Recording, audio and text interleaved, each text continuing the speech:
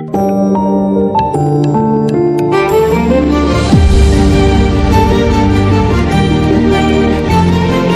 மக்களை, டிஆர்ஏ அகாடமிலிருந்து இன்னைக்கான வீடியோல என்ன பார்க்க போறோம் அப்படின்னா, நம்ம ஆல்ரெடி டெஸ்ட் பேஜ் ஸ்டார்ட் பண்ணிட்டோம். இன்னும் சேராத மாணவர்கள் கீழே லிங்க் கொடுத்துருக்கேன், டெலகிராம் லிங்க். அதுல போய் சேர்ந்தா மட்டும் போதும். போன வீடியோல என்ன பார்த்துருந்தோம் அப்படின்னா, தமிழ் மற்றும் தனிவெட்டி கூட்டு வெட்டி கனிமம் சேர்மும் கலவை கரைசல் இதற்கான வீடியோக்கள் போட்டிருந்தோம். அது நிறைய பேர் படிச்சிருப்பீங்கன்னு நினைக்கிறேன். இன்னைக்கு பாலிட்டி கிளாஸஸ் ஸ்டார்ட் பண்றோம். எதற்காக அப்படின்னா, வர ஞாயிற்றுக்கிழமை 6/10/2024 இருந்து ஃபர்ஸ்ட் டெஸ்ட் ஆரம்பிக்குது. ஸோ நம்மளுடைய கிளாஸஸ் எப்படி இருக்கும்னா, வேர்ட்ஸில் என்ன இருக்கோ அதை நம்ம கிளாஸஸாக நடத்திடுவோம். அதை நீங்கள் பார்த்துட்டு போய் படித்தால் போதும். இன்னைக்கு என்ன கிளாஸஸ் பார்க்க போறோம் அப்படின்னா, 6வது வகுப்புல தேசிய சின்னங்கள் இருக்கு. 6வது வகுப்புல 2 பாடங்கள் கொடுத்துருந்தோம். தேசிய சின்னங்கள் இருக்கு இல்லையா, 6ஆம் வகுப்பு முடிக்க போறோம். அதே மாதிரி 6th standard old book, 7th standard old book, 8th standard old book, 9th standard combine பண்ணி ஒரு வீடியோ இதில் முடிக்கிறோம். ஃபர்ஸ்ட் தேசிய சின்னங்கள்லாம் என்னன்னு பார்த்துடலாம். இதை நம்ம ஷார்ட்கட்ல என்ன வச்சுக்கலாம். எல்லாத்துக்குமே விலங்கு என்னன்னு ஞாபகம் இருக்கும், அந்த வருஷம் மறந்துடும். அதற்காக நம்ம ஒரு ஷார்ட்கட் போட போறோம். எல்லாத்துக்குமே நம்மளுக்கு தாமரை, புலி, யானை இதெல்லாம் ஞாபகம் இருக்கும். ஆனா அந்த வருடங்கள் மறந்துடுவோம். ஸோ அதற்காக ஒரு ஷார்ட்கட் தான் இந்த ஷார்ட்கட்டை பாருங்க. ஒரு மரத்துல இருந்து என்ன வரும்? பூ. பூவுல இருந்து பழம் வரும். பழத்தை என்ன சாப்பிடும்? பறவையை எது சாப்பிடும்? ஒரு விலங்கு சாப்பிடும். விலங்கு சாப்பிட்டுட்டு தண்ணி குடிக்க போது அங்க ஒரு நீர்வாழ் உயிரினம் இருக்கு, அது யானை, பாக்டீரியா. இதற்கான கனெக்ஷன்ஸ் என்னன்னு பார்ப்போம். நல்லா பாருங்க. மரம், பூ, பழம் இதெல்லாம் ஒண்ணு. மரம், பூ, பழம் இதெல்லாம் ஒரு கோர்வை. மரம், பூ, பழம் 1950. ஸோ தேசிய சின்னங்கள் சொல்லி இந்தியாவுக்காக அறிவிக்கப்பட்ட வருடம் அது என்ன அப்படிங்கிறது தான் இந்த கிளாஸஸ்ல மேக்சிமம் இருக்கும். மற்றதெல்லாம் வளவளம் கொடுத்துருப்பாங்க. நம்ம மெயினா என்ன தேவையோ டக்குன்னு முடிச்சுட்டு போயிட்டே இருக்கணும். ஆனா எல்லாத்தையும் கவர் பண்ணணும். இங்க பாருங்க, மரம். சோ மரம்னா என்ன? ஆலமரம். சோ இந்தியாவின் தேசிய மரம் ஆலமரம். பூ என்ன பூ? தாமரை. மரம் பழம் என்ன பழம்? மாம்பழம். சோ மரம், பூ, பழம் இது ஒரு கோர்வை. 1950. அடுத்து பறவை. சோ பழத்தை எது சாப்பிட வருது? பறவை சாப்பிட வருது. அது என்ன பறவை? மயில். இதோடைய வருடம் 1963. அடுத்து பறவையை எது பிடிச்சி சாப்பிடும்? ஒரு விலங்கு பிடிச்சி சாப்பிடும். அந்த விலங்கு எது? புலி. அதோடைய வருடம் 1973. அந்த விலங்கு என்ன செய்யுது? சாப்பிட்டு முடிச்சுட்டு தண்ணீர் குடிக்க போகுது. கங்கை நதி. சோ தண்ணீர்னா நதி. சோ கங்கை நதி இந்த வருடம் அறிவிக்கப்பட்டுச்சு. 2008வது வருடம் கங்கை நதி அறிவிக்கப்பட்டுச்சு. சோ நதின்னு இருக்குன்னா அதுல நதியில வாழக்கூடிய ஒரு உயிரினம் இருக்கும். அந்த உயிரினம் தான் ஓங்கோல் டால்பின் இருக்கு இல்லையா, ஓங்கில் டால்பின். அது எந்த வருடம் அறிவிக்கப்பட்டது? 2010. அப்போ பக்கத்துல இந்த ஓங்கில் டால்பின் தண்ணி நீர்வாழ் இருக்கு இல்லையா, அது பக்கத்துல ஒரு யானை செத்து கிடக்கு. அந்த யானையில ஒரு பாக்டீரியாக்களா இருக்கு. சோ அப்ப யானை 2010. பாக்டீரியாக்கள் எத்தனை? பாக்டீரியாக்கள்னா எதுக்காக இந்த ஷார்ட்கட் சொல்றேன்னா, பாக்டீரியா லாக்டோபாக்டீரியஸ் பேசிலஸ் பாலை தயிராக பிடிக்கும். அதுதான் இந்தியாவின் தேசிய பாக்டீரியா. 2012வது வருடம் அறிவிக்கப்பட்டுச்சு. ஸோ உங்களுக்கு இந்த சார்ட் ஞாபகம் இருக்கிறதுக்காக தான் சொல்றேன்.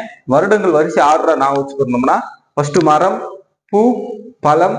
பழத்தை எது சாப்பிடும்? பறவை எது சாப்பிடும்? விலங்கு சாப்பிட்டு முடிச்சு தண்ணி குடிக்க போகுது. அங்க போய் ஒரு டால்பினை பார்க்குது. பக்கத்துல ஒரு யானை இறந்து கிடக்கு. அதுல பாக்டீரியாக்கள் இருக்கு. அவ்வளவுதான். சோ மரம், பூ, பழம் 1950. பறவை 1963. அதுக்கடுத்து விலங்கு 1973. அதுக்கடுத்து என்ன? தண்ணீர் குடிக்க போது 2008 கங்கை நதி. அடுத்து ஓங்கில் டால்பினும் யானையும் 2010.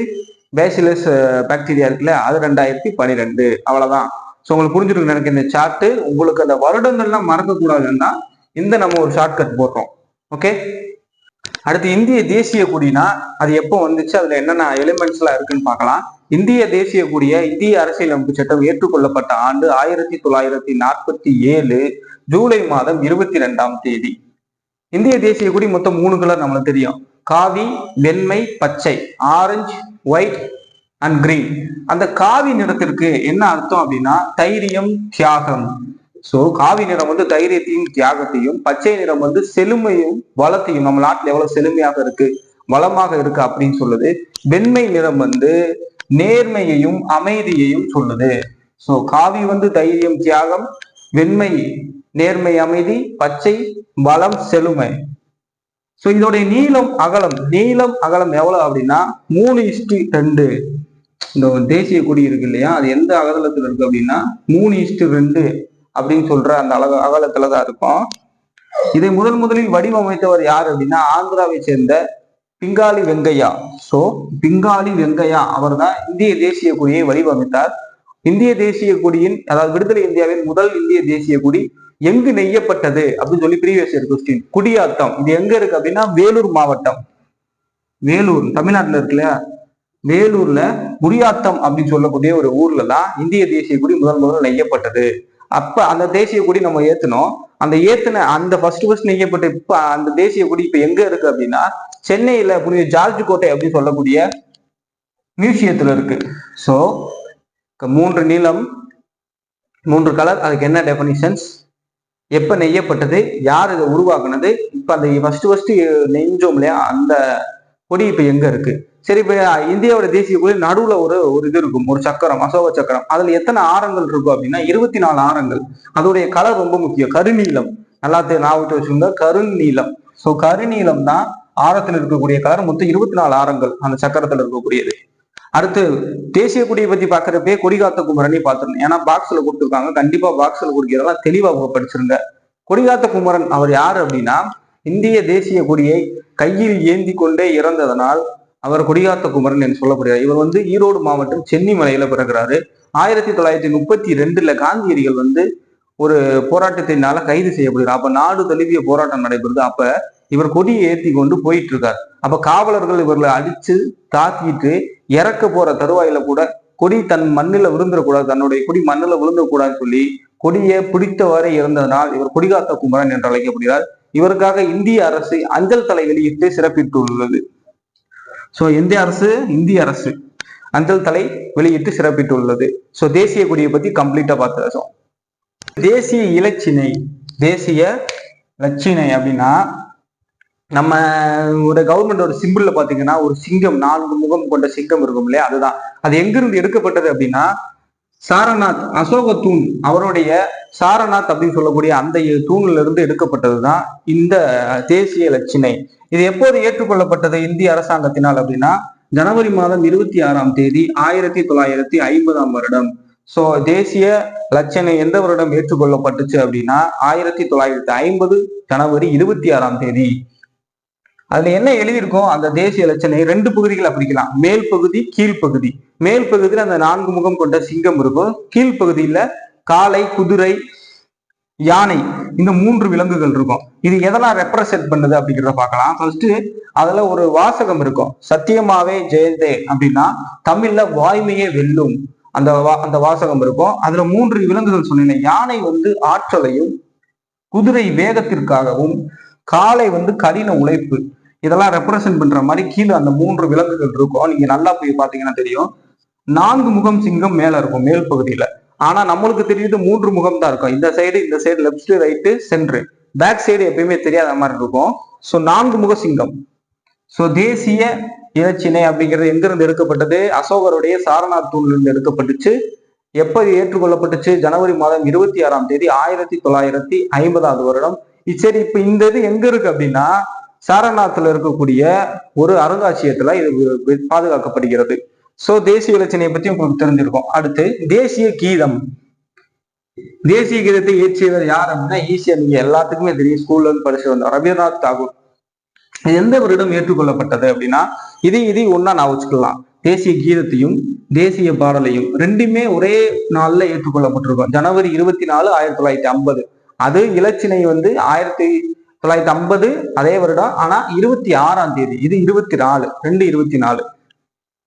சோ தேசிய கீதம் இயற்றியவர் யாரு, ரவீந்திரநாத் தாகூர். தேசிய கீதத்தை எத்தனை நிமிடங்கள் நம்ம பாட வேண்டும், 52 வினாடிகள், நிமிடம் இல்ல 52 வினாடிகள் நேராக அசையாமல் நின்று பாட வேண்டும். சாரி, இந்த ஃபர்ஸ்ட் இந்த தேசிய கீதத்தை எங்கு பாடப்பட்டது அப்படின்னு சொல்லி ப்ரீவியஸ் இயர் கொஸ்டின், நிறைய முறை கேட்கப்பட்ட கொஸ்டின், ரொம்ப இம்பார்ட்டன்டான கொஸ்டின். 1911ஆவது வருடம் டிசம்பர் மாசம் 27ஆம் தேதி கொல்கத்தால காங்கிரஸ் மாநாடு நடைபெறும். அங்கதான் முதல்ல இந்த பாடல் பாடப்பட்டுச்சு. சரி, இது எந்த மொழியில ரவீந்திரநாத் தாகூர் இயற்றினார் அப்படின்னா வங்காள மொழியில தான் முதல்ல இயற்றினார். சோ ரவீந்திரநாத் தாகூர் எந்த மொழியில் தேசிய கீதத்தை இயற்றினார் அப்படின்னா வங்காள மொழியில் இயற்றிடுவார். இது முதலில் எங்கு பாடப்பட்டது அப்படின்னா 1911 டிசம்பர் மாதம் 27 கொல்கத்தாவில் நடைபெற்ற இந்திய தேசிய காங்கிரஸ் மாநாட்டில் பாடப்பட்டது. சோ அவ்வளவுதான், இந்திய தேசிய கீதத்தை பத்தி அவ்வளவு வேற ஒண்ணும் இல்லை. அடுத்து தேசிய பாடல், அதாவது வந்தே மாதரம் பாடல் இருக்கு இல்லையா, இந்த பாடல் இயற்றியவர் யார் அப்படின்னா பகிம் சந்திர சட்டர்ஜி. சோ இந்த பாடலை இயற்றியவர் பகிம் சந்திர சட்டர்ஜி. இது ஏற்றுக்கொள்ளப்பட்ட நாள் அதுவும் இதுவும் ஒண்ணுதான், ஜனவரி 24, 1950. இவருடைய முக்கியமான நூல், இது ப்ரீவியஸ் இயர் கொஸ்டின் கேட்பாங்க, ஆனந்த மடம் யாரால் எழுதப்பட்ட நூல் அப்படின்னா பகிம் சந்திர சட்டர்ஜி. இந்த ஆனந்த மடம் அப்படின்னு சொல்லக்கூடிய இந்த நூலில் இருந்துதான் வந்தே மாதரம் அப்படிங்கிற இந்த பாடலை எடுத்திருப்பாங்க. ஸோ இது ஒரு நூல், அதுல இருக்கக்கூடிய ஒரு பாடல் தான் வந்தே மாதரம். அதை எழுதியவர் யார்? பகிம் சந்திர சட்டர்ஜி.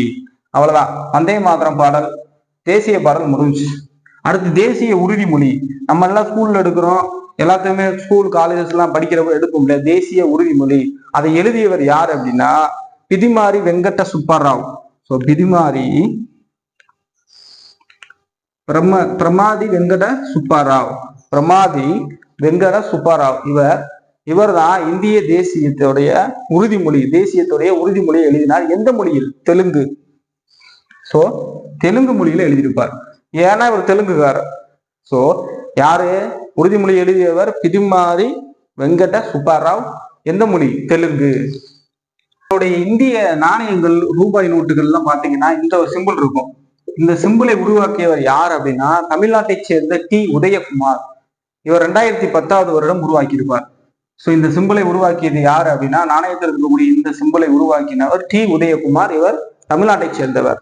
தேசிய நாட்காட்டி கனிஷ்கர் காலத்துல, பேரரசர் கனிஷ்கர் காலத்துல 780களில் அவர் ஆரம்பிச்சிருப்பாரு. அதுக்கப்புறம் இந்தியா விடுதலை வாங்கினதுக்கு அப்புறம் மேக்நாத் சாஹா, யாரு? மேக்நாத் சாஹா அப்படின்னு சொல்லக்கூடிய அந்த கமிட்டி தான் 1957 மார்ச் மாதம் 22 இந்த தேசிய நாட்காட்டியை உருவாக்கி இருக்கும். ஸோ தேசிய நாட்காட்டியை உருவாக்கியது எந்ததுன்னு கேட்டா மேக்நாத் சாஹா 1957 மார்ச் 22. அடுத்து தேசிய விடுமுறை நாட்கள் என்னென்னு பார்த்துட்டோம் அப்படின்னா இந்த பாடம் முடிஞ்சு. ஆகஸ்ட் 15 உங்களுக்கு தெரியும், சுதந்திர நாள். ஜனவரி 26 என்னது? குடியரசு நாள். அடுத்து இன்னும் ரொம்ப முக்கியம், ஜனவரி 26க்கு அடுத்த மூணாவது நாள் 29 இந்த நாளை பாசறைக்கு திரும்புதல் அப்படின்னு சொல்லி ஒரு நாள் கொண்டாடப்படுகிறது. இது எங்க கொண்டாடப்படுறாங்க அப்படின்னா குடியரசுத் தலைவருடைய மாளிகையில கொண்டாடப்படுது. இதுல ஒரு நிகழ்ச்சியாக மாலை 6 மணிக்கு குடியரசுத் தலைவர் மாளிகை ஃபுல்லா வண்ண விளக்குகளால அலங்கரிக்கப்படும். சோ பாசறைக்கு திரும்புதல் கொண்டாடப்படும் நாள் ஜனவரி மாதம் 29. அக்டோபர் 2 உங்களுக்கு தெரியும், காந்தி ஜெயந்தி. இன்னைக்கு நம்ம கிளாஸ் எடுத்துட்டு இருக்கிறது அக்டோபர் 2 மகாத்மா காந்தியுடைய இன்று அரசு விடுமுறையாக கொண்டாடப்படுகிறது காந்தி ஜெயந்தி. சோ 6வது வகுப்புல இருக்கக்கூடிய தேசிய சின்னங்களை மொத்தமா முடிச்சு விட்டாச்சு. இப்ப 6th ஸ்டாண்டர்ட்ல அடுத்து நம்ம வேர்ட் ஸ்டைல கொடுத்துருக்கோம் இல்லையா, இந்திய அரசியலமைப்பு. இது பேசிக்ஸ், இது எப்படி உருவாகுச்சு, இதுக்கு என்ன பேக் ஸ்டோரின்னு பார்க்க போறோம். இதை நம்ம எப்படி ஒரு ஸ்டோரியா நான் வச்சுக்கலாம், சிம்பிளா கதையை நம்ம முடிக்கிறேன், 5 நிமிஷத்துல முடிக்கிறோம். எப்படி அப்படின்னா ஃபர்ஸ்ட் நீங்க 1929 ஒரு லாகூர் காங்கிரஸ் மாநாடு நடைபெறுது. ஃபர்ஸ்ட் அதுக்கு முன்னாடி நான் உங்ககிட்ட ஒரு கேள்வி கேட்கணும். ஏன் சார் நம்ம குடியரசு தினத்தை ஜனவரி மாதம் 26 கொண்டாடுறோம், அதுக்கு எது காரணம் இருக்கா? அந்த காரணத்தை தான் நம்ம ஸ்பெசிஃபிக்கா பார்க்க போறோம். இப்போ விடுதலை நாள்ல இருந்து ஆகஸ்ட் 15 வாங்கணும், அதனால கொண்டாடுறோம். ஆனா 26க்கு என்ன சார் ரீசன்ஸ் இருக்கு அப்படின்னு சொல்லி அந்த கதையாத்தான் நம்ம பார்க்க போறோம். ஃபர்ஸ்ட் நம்ம இந்த கதை எங்க இருந்து ஆரம்பிக்குது அப்படின்னா 1929 லாகூர்ல காங்கிரஸ் மாநாடு நடைபெறுது நேரு தலைமையில. அந்த மாநாட்டை என்ன முடிவெடுக்கிறாங்க அப்படின்னா இதுக்கு மேல இந்தியா பூரண சுயராஜ்யம் அடைந்து தீர வேண்டும் அப்படின்னு சொல்லி ஒரு முடிவு எடுக்கிறாங்க. முடிவு எடுத்தது மட்டும் அல்லாம ஒவ்வொரு வருடமும் 1930 இருந்து ஜனவரி மாதம் 26 பூரண சுயராஜ்ய நாள் கொண்டாடப்பட வேண்டும் என்று கொண்டாடிட்டு வராங்க. சோ பூரண சுயராஜ்ய நாள் கொண்டாடப்படும் தினம் எதுவும் ப்ரீவியஸ் இயர்ல கேட்டிருக்காங்க. அப்ப ஜனவரி 26 1930 இருந்து கொண்டாடப்பட்டு வருகிறது. சரி, இப்ப உங்களுக்கு இது புரிஞ்சிருக்கும். அங்க லாகூர்ல காங்கிரஸ் மாநாடு அங்க ஆரம்பிச்சது. அதுக்கு அடுத்து பாருங்க. சரி, இப்ப 46 அந்த வாக்குல இந்தியாவுக்கு என ஒரு அரசியலமைப்பு சட்டம் வேணும்னு சொல்லி ஒரு முடிவு வருது. ஏன்னா நம்ம 47 விடுதலை வாங்க போறோம். ஸோ இந்தியாவுக்கு ஒரு அரசியலமைப்பு சட்டம் வேணும்னு சொல்லி முடிவு எடுக்கிறாங்க. அப்ப 389 பேர் உறுப்பினர்களை கொண்ட ஒரு அரசியல் நிர்ணய மன்ற சபையை உருவாக்குறாங்க. எத்தனை பேரு? 389 உறுப்பினர்கள் கொண்ட ஒரு அரசியல் நிர்ணய மன்ற சபையை உருவாக்குறாங்க. எந்த டயத்துல? 1946 வருடம். இதற்கு தலைவராக நியமிக்கப்பட்டவர் யார் அப்படின்னா ராஜேந்திர பிரசாத். இந்தியாவின் முதல் குடியரசுத் தலைவர் இருக்கார் இல்லையா, அவர் தான் இந்த அரசியல் நிர்ணய சபை மன்றத்திற்கு முதல் தலைவர். எப்ப? 46 உருவாக்கப்பட்டுச்சு. இந்த அரசியல் நிர்ணய மன்ற சபை 389 உறுப்பினர்ல 15 உறுப்பினர்கள் பெண்கள். சோ எத்தனை பேர்? 15 உறுப்பினர்கள் பெண்கள். சோ 15 உறுப்பினர்கள் பெண்கள். சரி, இப்ப இது இவங்களே எல்லாத்தையும் பார்த்துக்கிடுவாங்கன்னா அதுக்கப்புறம் 7 பேர் கொண்ட அரசியல் வரைவு குழு. ஸோ இந்த வரைவு குழு தான் இது இருக்கலாம், இது இருக்கக்கூடாது முடிவு பண்ணுது. அவங்க தான் மெயின். எத்தனை பேர்? 7 பேர். ஸோ அரசியல் வரைவு குழு 7 மெம்பர்ஸ். இது யாரு தலைமையில்? இதுக்கு தலைமை தாங்கினவர் யார் அப்படின்னா டாக்டர் B.R. அம்பேத்கர் அவர்கள் தான் அரசியல் வரைவு குழுவின் தலைவர். இங்க 2 கொஸ்டின் இருக்கு, ப்ரீவியஸ் இயர்ல கேட்பாங்க. நம்மளுக்கு எல்லாத்துக்கும் குழப்புற ஒரு கொஸ்டின். சோ அரசியல் நிர்ணய சபையின் தலைவர்னு கேட்டா யாரு? டாக்டர் ராஜேந்திர பிரசாத். கண்ண மூடிட்டு அடிச்சிருந்தோம். அரசியல் வரைவு குழு வரைவு குழுவின் தலைவர் யாருன்னு கேட்டா டாக்டர் B.R. அம்பேத்கர் அவர்கள். சோ ரெண்டையும் குழப்பிடக்கூடாது. இந்திய அரசியலமைப்பின் சட்டத்தின் தந்தை என்று அழைக்கப்படுவது யாரு? இதுவும் ஒன்னோட ப்ரீவியஸ் இயர் கொஸ்டின். யாரு? அம்பேத்கர் அவர்கள். அடுத்து இவங்க எழுத ஆரம்பிக்கிறாங்க. இது முதல் கூட்டம், முதல் அமர்வு எப்ப ஸ்டார்ட் ஆகுது அப்படின்னா 1946 டிசம்பர் 9 ஆரம்பிக்கிறாங்க. ஸோ ஒன்று உருவாக்கிட்டாங்க. இந்த குழு எப்ப எழுத ஆரம்பிக்கிறாங்க இல்லையா, அந்த தேதி தான் 1946 டிசம்பர் மாதம் 9 எழுதுறாங்க. இந்திய அரசியலமைப்பு நம்மளுக்கு என்னவே உருவாக்குறதா சார்? ஆமா, நம்மளுக்காக உருவாக்குறது. ஆனா நம்மளே உருவாக்கணுமான்னு கேட்டா இல்ல. 60 நாடுகள்ல இருந்து எடுக்கப்பட்டது. நம்மளுக்கெல்லாம் எதெல்லாம் சரி வரும்? இப்போ பிரிட்டன்ல இருந்து, யூஎஸ்ல இருந்து, தென்னாப்பிரிக்கால இருந்து, சுவிட்சர்லாந்துல இருந்து, அமெரிக்கால இருந்து, பிரான்ஸ்ல இருந்து, ரஷ்யால இருந்து எதெல்லாம் நம்மளுக்கு தேவை, நம்ம நாட்டுக்கு எது சரி வரும்னு சொல்லி எடுத்து எழுதுவாங்க. அதெல்லாம் பின் வகுப்புகளை பார்ப்போம். ஆனா எத்தனை நாடுகள் அப்படின்னா 60க்கும் மேற்பட்ட நாடுகளில் இருந்து எடுக்கப்பட்டிருக்கும். சரி சார், இது ஒரே ஸ்டெச்சா எழுதிட்டாங்களா? இப்ப உட்கார்றாங்க 1946 டிசம்பர் 9 உட்கார்ந்தாங்களே, ஒரே ஸ்டெச்சா எழுதிட்டாங்களா? இல்ல. இது எத்தனை வருடங்கள் நடைபெறும் அப்படின்னா 2 ஆண்டுகள் 11 மாதம் 18 நாட்கள் நடைபெறும். ஸோ இந்த எழுதி முடிக்கிறதுக்கு எவ்வளவு காலம் எடுத்துக்கிட்டுச்சு? இது ப்ரீவியஸ் இயர் கொஸ்டின். ரொம்ப இம்பார்ட்டன்டான டேட்டா ஞாபகத்தில் வச்சுக்கோங்க. 2 ஆண்டு 11 மாதம் 18 நாட்கள். இந்த 18 நாட்களுக்கு அப்புறம் 1949 நவம்பர் மாதம் 26 போய் அந்த வரைவு குழு போய் கொடுக்குது கவர்மெண்ட், இந்தியன் கவர்மெண்ட். நம்ம அப்ப விடுதலை வாங்கிட்டோம் 49 47. அப்ப அவங்க ஏற்றுக்கிட்டாங்க. ஸோ அரசியலமைப்பு சட்டத்தை ஃபைனல் பண்ணி கொடுக்கப்பட்ட நாள் எதுன்னு கேட்டா 1949 நவம்பர் மாசம் 26. இப்போ உங்களுக்கு கேள்வி வரணும், ஏன்னா சார் அப்ப 26 நம்ம நவம்பர் 26 நம்மளுக்கு வந்துருச்சு, அப்ப அன்னையில இருந்து நம்ம கொண்டாடி இருக்கலாம் அப்படின்னு. ஏன் அப்படி செய்யல அப்படின்னா ஆல்ரெடி நம்ம லாகூர் காங்கிரஸ்ல என்ன பார்த்தோம்? ஜனவரி 26 1930 1930 இருந்து என்ன பண்ணாங்க? சுயராஜ்ய நாள் கொண்டாடினாங்க. ஸோ அந்த நாளை கனெக்ட் பண்றதுக்காக இன்னைக்கு ஏற்றுக்கொள்ளப்பட்டாலும் வேண்டுமெனே வச்சிருந்தாங்க. ஜனவரி 26 வரட்டும் சொல்லி வந்ததுக்கு அப்புறம் அன்னைக்கு குடியரசு நாளாக அறிவிக்கப்பட்டது. எந்த வருடம்? 1950. இப்ப புரியும் நினைக்கிறேன் 26 வந்துச்சு அப்படின்னு. சோ 26 வந்தது. 2 கொஸ்டின் இதுல இருக்கு, குழப்பிடக்கூடாது. இந்திய அரசியலமைப்பு சட்டம் ஏற்றுக்கொள்ளப்பட்ட நாள் அப்படின்னா அது 1949 நவம்பர் மாதம் 26. இந்திய அரசியலமைப்பு சட்டம் நடைமுறைக்கு வந்த நாள் எதுன்னு கேட்டா 1950 ஜனவரி 26. ரெண்டையும் குழப்பிடக்கூடாது. ரெண்டுமே இம்பார்ட்டன்டான கொஸ்டின். அதே மாதிரி இந்த அரசியலமைப்பு சட்டை இந்த வரைவு குழுவுடைய தலைவர்களும் 2 இம்பார்ட்டன்ட். அடுத்து சரி சார், இப்ப எழுதி முடிச்சுட்டாங்களே, இந்த அரசியலமைப்பு வரைவு குழு எழுதுனதுக்கு, அரசியலமைப்பு சட்டம் எழுதுனதுக்கு எவ்வளவு செலவாச்சு அப்படின்னா அந்த டயத்திலே 64 லட்சம் ரூபாய். எவ்வளோ? 64 lakhs. 64 லட்சம் ரூபாய் செலவழிச்சிருக்குது. ஒரே இதில் எழுதிட்டாங்களா? அடுத்தல் திருத்தல் இல்லாம இல்ல, 2000 முறை அமெண்ட்மெண்ட் பண்ணிருக்காங்க, அதாவது திருத்தங்கள் பண்ணியிருக்காங்க. இப்ப இல்ல, 2000 முறை அமெண்ட்மெண்ட் பண்ணி திருத்தி இந்த ஒரு அடிப்படையான ஒரு நம்மளுக்கு நம்ம இந்தியன் கான்ஸ்டியூஷனை உருவாக்கியிருக்காங்க. ஸோ எங்க இருந்து ஆரம்பிக்கிறது கதை? லாகூர் காங்கிரஸ் மாநாடு 1929 இருந்து 1950 ஜனவரி 26. உங்களுக்கு புரிஞ்சிருக்கோம். ஒரே கதையை நம்ம சொல்லி முடிச்சிருக்கோம். 9th ஸ்டாண்டர்ட்ல அரசாங்கம், அமைப்பு மற்றும் மக்களாட்சி. அதாவது உலகத்துல பல்வேறு நாடுகள் இருக்கு. ஒவ்வொரு நாடும் ஒரு முறையை பின்பற்றிருக்கு. இந்தியாவை பொறுத்த வரைக்கும் நம்ம மக்களாட்சி நாடு.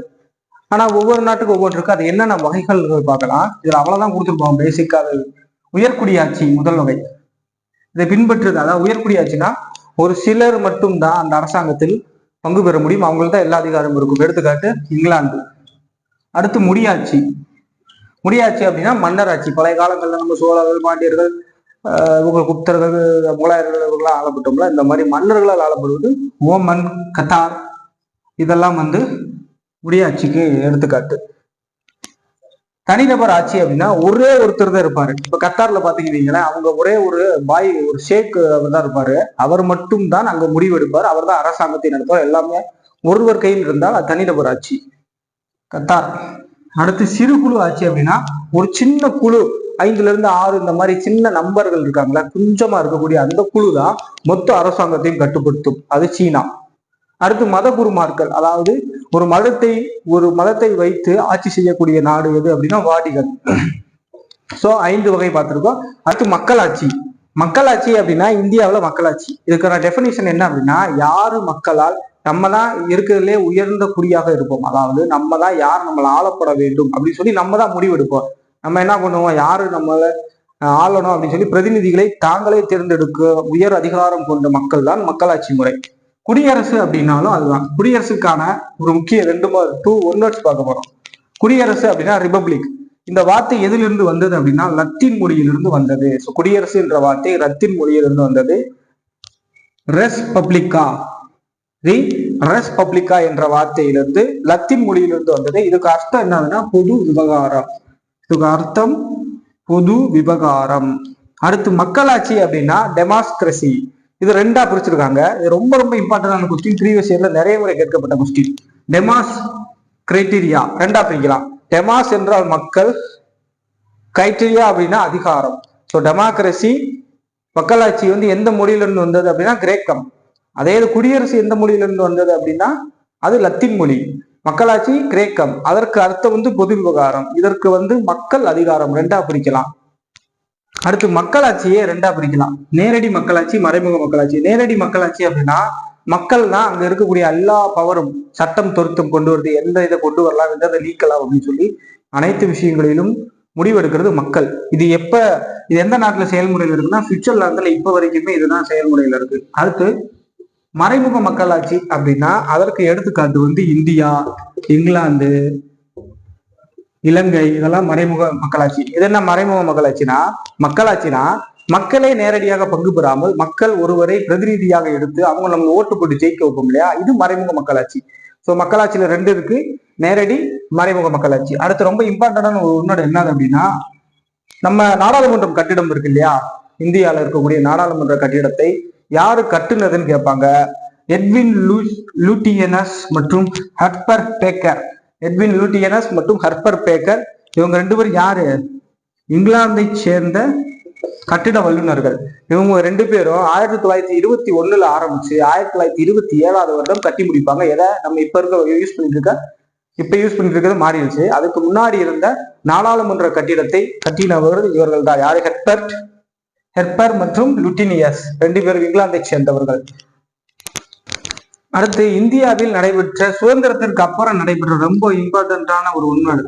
சுதந்திரத்திற்கு அப்புறம் நடைபெற்ற முதல் பொது தேர்தல் எந்த வருடம் நடைபெற்றது அப்படின்னா 1951 அக்டோபர் மாதம் 25ஆம் தேதி முதல் 1952 பிப்ரவரி மாதம் 21ஆம் தேதி வரை நடைபெற்றுச்சு. மொத்தம் 489 இடங்கள்ல 364 இடங்கள் இந்திய தேசிய காங்கிரஸ் ஜெயிச்சு ஜவஹர்லால் நேரு அவர் தலைமையில ஆட்சி அமைச்சிச்சு. அதான் இந்தியாவின் முதல் பிரதமர்.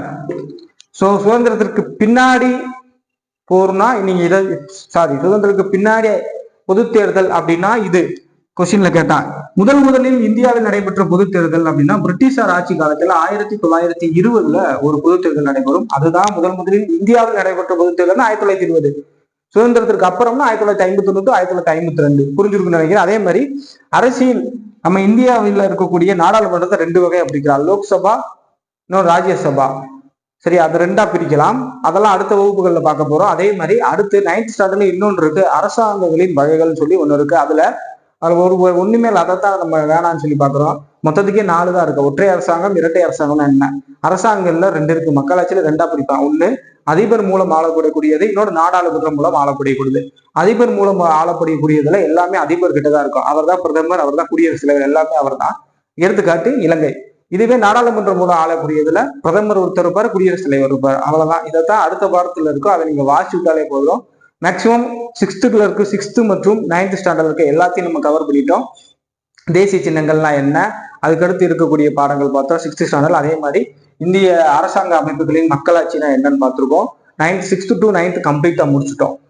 இந்த வீடியோ நீங்க ஃபுல்லா பார்த்துட்டு புக் எடுத்து நல்லா அழகா வாசிச்சு விட்டுட்டு ப்ரீவியஸ் இயர் கொஸ்டின்ஸை மட்டும் பார்த்தாலே போதும், முடிஞ்சிடும். அடுத்து நாளைக்கான வகுப்புல என்ன இருக்க போகுது அப்படின்னா 10th ஸ்டாண்டர்ட்ல இருக்கக்கூடிய பாலிட்டியும் 11th 12th இருக்க பாலிட்டியும் நாளைக்கு காலையில சரியாக 10:30 மணிக்கு கிளாஸஸ் ஆனது இருக்கும். ஸோ மறக்காம செக் பண்ணி பாருங்க. இந்த வீடியோ ஃபுல்லா பாருங்க. இது வரைக்கும் நம்ம டெஸ்ட் பேஜில் சேராத நண்பர்கள் கீழே டெலகிராம் லிங்க் கொடுத்துருக்கேன். செக் பண்ணி கிளிக் பண்ணி ஜாயின் பண்ணிக்கோங்க. நிறைய பேர் இன்னுமே சப்ஸ்கிரைப் பண்ணாம பார்த்துட்டு இருக்கீங்க.